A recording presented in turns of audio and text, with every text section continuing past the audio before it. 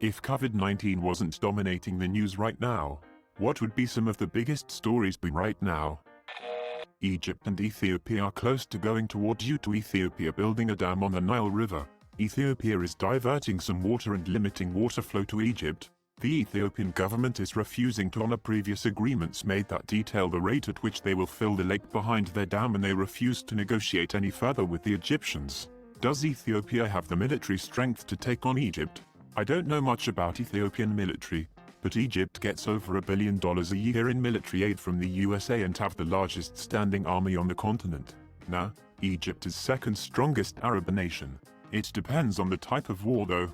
Ethiopia has wild geography. An invasion would by no means be easy. It sounds as if the Egyptian army would have to be the aggressor in this scenario. Egypt definitely has the stronger military, but it would be a tough war to effectively win. Why wouldn't Egypt just blow up the dam? Ethiopia's ally Sudan, a nation situated between the two countries, won't let that happen. Sudan supports the dam.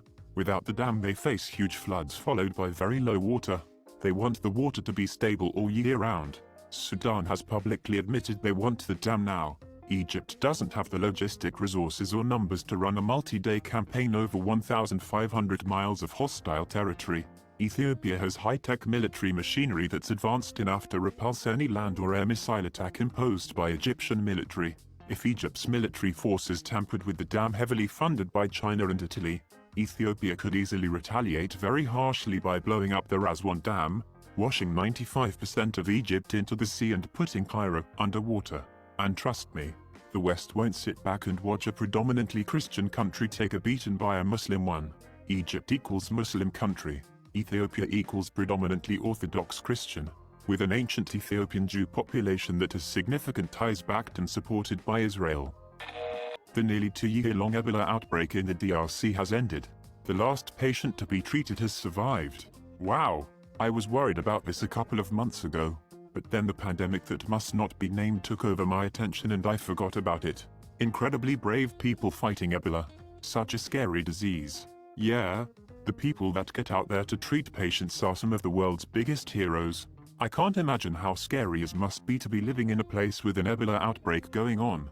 Thank God it's all over now. That was the last bit of positive news I got before all this started happening. One of the main routes into downtown Seattle, the West Seattle Bridge, was closed yesterday because cracks in support beams made it structurally unsound. It will take several months to fix and will not reopen until it's done. This would normally destroy the entire Seattle commute, but it happened right now, so it's barely even a blip on the local news. Real talk. This was probably the best possible time for this to happen. Real talk. They likely knew about this for a long time, and were waiting to find a time to close it. My new favorite conspiracy theory is that COVID-19 was created by the Municipal Transportation Authority in Seattle. Don't be ridiculous. The government actually created COVID-19 to keep people inside while they change the batteries on all the birds. The former king of Spain and his Swiss accounts. Wow, that is crazy. Seems like it's the perfect time to get away with whatever you want. Friend of mine works in accounting and he said his company is planning on seeing a massive spike in fraud with all the bankruptcies expected to occur. People trying to sneak under the radar, so to speak. Not sure it's trying to sneak under the radar versus the jig being up. Like if I embezzled $1 million and things are going well with the company, I can cover it up. The accounts have $1 million less than what management thinks, but the business keeps operating. Suddenly a crisis hits. The company needs to spend that million. And there's no way I can conceal that it isn't there. Boom. Fraud detected. This is what happened to a previous boss of mine. He wasn't letting us write off uncollectible invoices, usually duplicate invoices, so it looked like a lot of money was owed to us.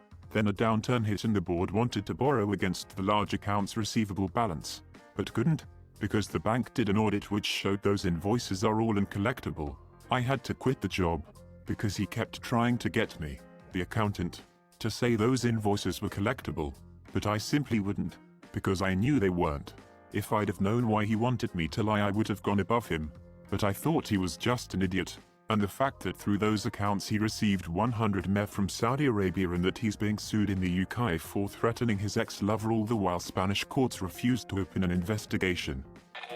I would hope the locusts plaguing East Africa the Middle East, and the Indian subcontinent. It's describing some swarms as being the size of New York, and they are eating their harvest, threatening widespread famine. I think without coronavirus we would mobilize to try to control this population the way we did for Zika carrying mosquitoes in the Americas. I swear I remember hearing about some group breeding up like 200k ducks to go fight the locusts. Cause one duck can eat like 150 locusts a day or something. I'll have to find a source. I've heard this story before. Next we're going to hear about the enormous swarm of ducks that's taking over Africa and India. Then someone's going to suggest deploying 200,000 badgers to eat the ducks. This could go on a while. Probably the oil price war actually. Saudi Arabia is trying to force the Russians into cutting production since they won't play ball with OPEC+, and US shale might pay the price as we need high cost for this entire industry to function. I work in the oil industry. This is huge right now. It's honestly just about the same as the coronavirus for us. Hours getting cuts, people losing their jobs, etc. All due to oil price and not coronavirus. US shale is paying the price. Even without the virus, it would kill our economy. Yes, it did start before coronavirus, but the impact happened at the same time.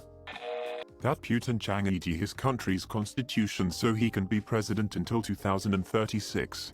I think we've all known for a while that dude's going to leave power in a casket and not a moment sooner. I mean, he could go the North Korea route, having him as supreme leader forever and the person running the country just be like the prime minister.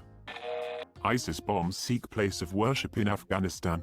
Afghan officials say 25 were killed and 8 more are wounded in an attack on the Sikh temple in the nation's capital.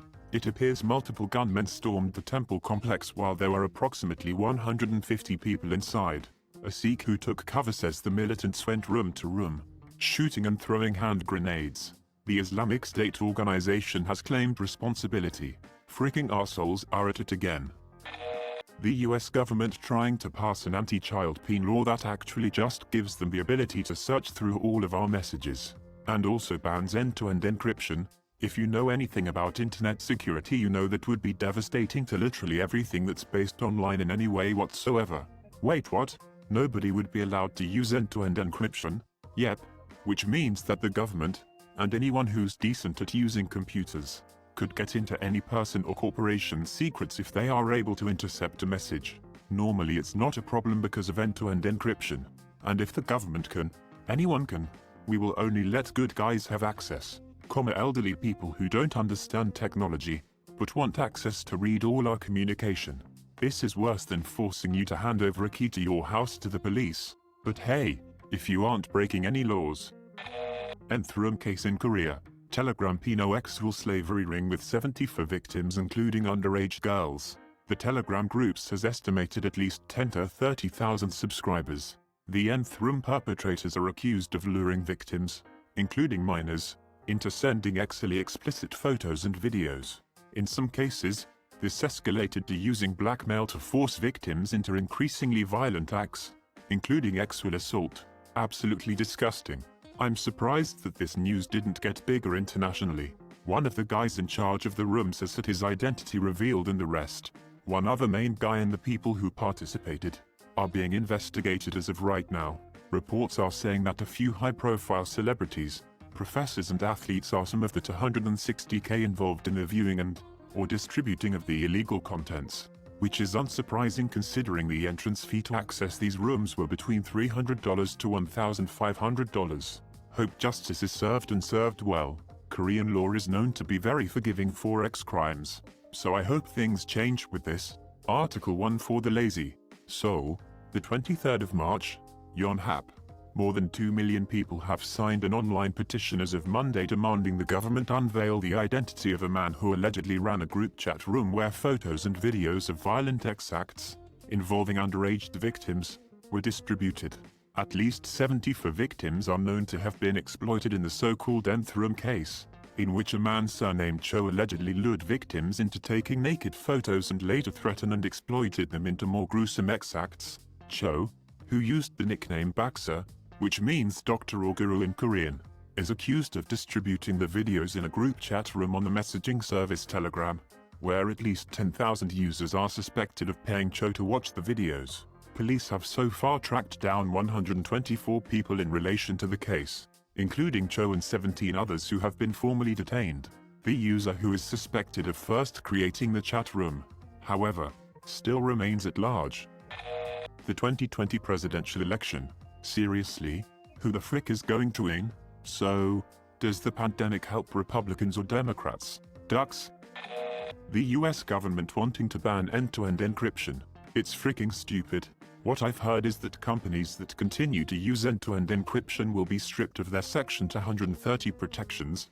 They will then be responsible for any illegal it found on their platform, which will really frick up every social networking platform, because there's gonna be illegal it on there.